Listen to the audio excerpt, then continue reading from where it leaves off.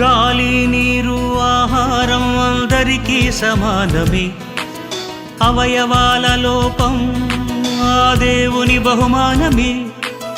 గాలి నీరు ఆహారం అందరికీ సమానమే. అవయవాల లోపం ఆ దేవుని బహుమానమే. అందుకున్నావు నీవు అదృష్టం అది నీకు. పొందుతున్నావు నీవు విశ్రాంతిని ప్రతిరోజు.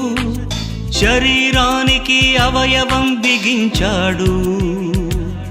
అంగవైకల్యం ఉందంటే ఆ పనే నీకు లేదు. అన్యాయస్తుడు దేవుడే కాదు. అవయవం లేదంటే ఆ పనే నీకు లేదు. అంగవైకల్యమున్నదని బాధపడకు నీవు. అవయవాలలో లోపమున్నదని దిగులు పడకు నీవు.